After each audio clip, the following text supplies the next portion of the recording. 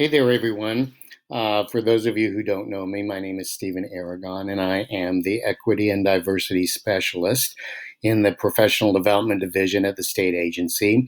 I'm also a cognitive psychologist by training. I was a university professor for 18 years before joining the agency.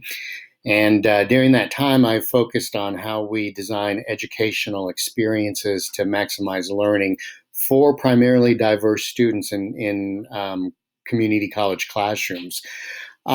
Since I've joined the division and the agency as a whole, I've become very interested in promoting mental health. I think it's one of the diversity categories that often gets ignored that we need to make sure that we keep on top of and we're aware of, because many of our students today do bring with them mental health issues into the classroom.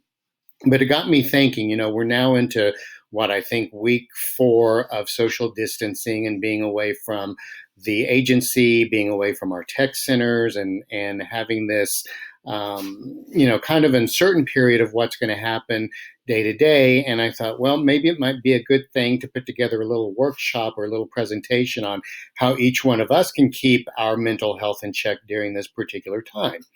And I know that you see a lot of different suggestions on television shows and the news, and I think they're all good. And so I want to just add, hopefully, some different aspects that I bring to it, and something that you can add to the knowledge that you already have, and hopefully get some additional perspective. I think that during these uncertain times, any information that we get in terms of helping to keep our, for lack of a better term, sanity during this period of time is important. And I want to begin by just sharing with you one of the things I've noticed in these presentations on TV is that they don't talk a lot about why we feel the way that we do. And so I want to just share a couple of pieces of information that we know from brain research, from neurological research on how our brain works, and why oftentimes we get into these situations where we really need to focus on good mental health. But the first thing that we know about our brains, and this is for everyone, it's not just me, it's not just you, it's everyone. It's just how we were biologically, genetically made in this world. But when we don't have a lot of information, bad information starts filling that void. And that's really important. If we do not have good information, correct information, complete information, a lot of the information that we need, our brain is going to find a way to fill that void. And how our brain tends to do that is by helping us to believe the worst, thinking that everything is bad, stressing us out, and we don't want that to happen. So we're going to talk a little bit about how we prevent our brain from filling itself with bad information. The other thing to keep in mind is that when we talk about trauma, anxiety, stress, some of the things that we may be experiencing this time, it's important to remember trauma and anxiety, psychological stress doesn't happen because we are in danger. That's really important. Trauma and anxiety doesn't happen because we're in danger. It happens because we think we are in danger. And that might seem a little funny to think about for right in the situation that we're in. But if you think about it, when you're in danger, what you are feeling is fear. You're feeling fear, terror, scared. You aren't feeling trauma and anxiety because those are emotions that happen in anticipation or afterwards or in the future. So it's really important to know that it happens because we think we're in danger. Because if you think you're in danger, you can do something to fix that. If you think you're in danger but really aren't in danger, you can do something to fix that. And so that's what I want to focus on. And that's why I think it was really important to share these two pieces. Is, again, when we don't have a lot of information, bad information will fill the void. Again, trauma and anxiety doesn't happen because we're in danger. It happens because we think we're in danger. And those are two things that we can easily fix that will help prevent us from getting into these cycles of negative thinking and poor mental health. So let's begin by my first recommendation. And the first recommendation is to know all the facts. And I put in parentheses from reputable sources. It's really important that you go to reputable sources and not just any old source. And I'm going to share some of those with you. But remember how on the previous slide I said,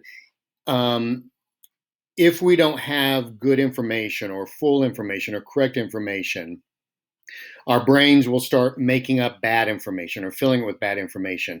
If we know the facts, if we are active and proactive in looking for correct information, whether it be on how the virus spreads to how we should wash our hands, the made up facts that are out there or ideas that are out there, it can really do a lot in helping us get through this. And again, from reputable sources.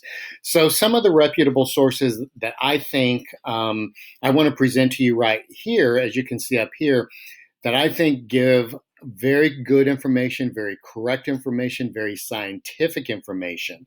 The first is Johns Hopkins Medicine. You can see the website there. If I just click on it right here, you can see that if it's loading, you can go up here and get a lot of information on the virus itself. So all of these work that way. So if you click on any of these, it'll take you to a page that you can get all of the information, good information, correct information, the latest research on what we know about the coronavirus thus far. I still think the Centers for Disease Control is a very good place to look for good information. The National Institutes for Health is another good, very reputable place. The Mayo Clinic is a great place to go to as well. And then this last one, you may not be as familiar with it. It's ScienceDaily.com. And if I open it here, what I like about Science Daily is it's kind of a summary of some of the latest health research and other research in science in general, but you can see the top health research. So it's not just COVID-19, but it is Alzheimer's research. Engineered virus may block coronavirus. So it's going to give you the most current information. And again, what I like about it, it's not written all scientifically. It's written more for a layperson to understand it in everyday language. So I like this source because I can go to one place, get the most current information and research on COVID-19 at one time. It's up to date and pulls from very reputable places. One of the articles that I was reading in terms of a couple of weeks ago in terms of how the virus spreads, that came from the New England Journal of Medicine, which is a top medical journal. So you can be certain that what you're seeing on the Science Daily page is going to give you very good information and correct information. So that's one thing. Make sure you get good information from reputable sources. And the next thing here, you want to relieve the stress. And this is what a lot of the news programs are talking about. A lot of the morning shows are talking about. Maybe some flyers you get in the mail are talking about. But we need during this time a way to relieve the stress. And so here's some of the ways that I suggest that we do this. You've heard this. I know you've heard probably most of these, but I want to just kind of give you another little take on it. Again, the more we hear things, the more we'll take them in and use them. But one of the best things that we can do during this time is to get outside for a walk, soak up the sun, and exercise. Soaking up the sun during this time is really important. You probably remember and you probably are very aware that vitamin D is really important for healthy bones, teeth, and skin. But what you may not be as familiar with is the fact that vitamin D is actually key to good mental health. If you want to have good mental health, you have to have vitamin D. And what better way to get vitamin D, as well as get out for a walk, get some exercise, is to go outside and soak it in naturally. You may want to take some vitamin D supplements if you are not getting enough vitamin D, but you have to have vitamin D for good mental health. And so get outside, get your body moving, soak up the sun, exercise. Look, engage in a hobby, experiment in the kitchen. I like to cook, so I'll mess around in the kitchen doing different things. Tackle that home project that you've put off. Take little breaks and do something that gets you active, get your brain where it's not focused on the situation. Use technology to stay connected socially. Even though we're saying social distancing, it really should be called, you've probably seen, physical distancing, because we really do need to maintain social connections during this time. That's really important. Isolation can be very, uh, have negative effects on mental health, and staying up and as positive as we can be during these times. So use technology, use Zoom, use FaceTime, use Skype, pick up the phone, do whatever you need to do.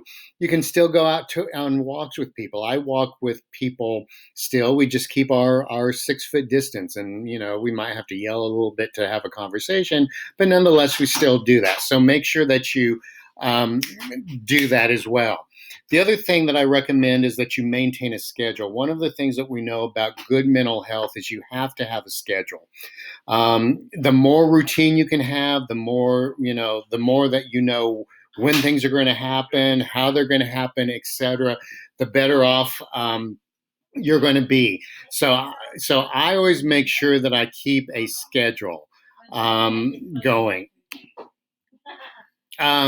So keep that schedule. Even when I was a university professor, I worked at home a lot, and I would still keep a schedule. I got up, I went to the gym, I showered, I got dressed. One of the things I make sure I do every day is to get dressed. I take a shower, I put on clothes. Granted, maybe sweats, but I just don't. I make sure that I keep that going. Another thing that I recommend, that if possible, keep your workspace separate from rest of your home. I know that that may not always be possible to do, but if you can do that, that really does help to be able to keep that space separate. Keep your work away from your home. If you can't do that, at a minimum, at the end of the workday, make sure you close up your computer, put it away, clean off the table that you're working from. I do that every night, so that you can really disengage from that. Listen to music. When I would write a lot at home, when I was a professor, I always listen to music. Music engages our full brain, helps to engage both sides of our brain. So that can help with relieving stress. Take stretch, dance breaks, put on some music and dance a little bit. Get up and move, stretch. Make sure that you aren't sitting in the same position for too long. And avoid the overload of negative news. This is really important. Remember, you can fill your brain with negative stuff. You don't want to do that during this time. Make sure that you're not on Facebook all the time. You're not on Twitter all the time. Whatever your social, your source of news is, be careful about that. I listen to the news once in the morning, and then I see it once in the evening to get my updates. I do not watch it all day long or stay on it all day long, because it's just not good to be exposed to so much negativity all the time. And then finally, I think the most important thing to remember is two things. This is temporary, okay? It is temporary. We will go back to normal. It won't be the normal we knew before all of this happened. It's going to be a new normal. But the bottom line, it is temporary. And as it says on the commercials, we are all in this together. So remember, misery loves company. It's kind of that adage of misery loves company. But just know, we're all in this together. We're all experiencing similar feelings. We have the same questions. We have the same concerns. And it just helps to remember that you're not alone in this. And then the last slide I have here, should things become too overwhelming for you? And they very well could. The stress becomes too much, you're isolating too much, you're feeling a little blue, that continues. Our marker in mental health is 2 weeks. If you're feeling depressed, blue for longer than 2 weeks, call your physician. Make an appointment. Most of the doctors are now doing FaceTime or Skype appointments, but contact your physician and talk to them about how you are feeling. Most of our organizations have an employee assistance program, and we have free resources for mental health. So reach out to your employee assistance program for some resources, and contact another health profession or organization. There's a lot of good resources online, a lot of support groups online. If you just type them into Google, you can find a lot of really good free stuff online that you can be a part of. But do make sure you don't let this get out of control. Just the same way that you can let any other health issue get out of control and get too far, you got to make sure you keep this one in check too. So if you do realize that this feeling of being overwhelmed or depressed or sad, or you're isolating too long, you just aren't getting out of the house, it goes on for too long. And again, that mark for us in mental health is about 2 weeks. Please do one or more of these things, because you want to get out of that situation, and they're great ways that people can help you get out of this situation as well. So I want to just, on my closing slide, just want to tell you all to be healthy and safe. Here is my contact information. If you have any feedback for me on this presentation, if you have other topics related to mental health that you'd like for me to address while we're kind of in this quarantine time together, please send me an email. You can also call me on my phone. My voicemail turns into an email that comes into my email account, so I will get that. But just remember, this too shall pass, and we will get through it. So again, be healthy and safe, everyone.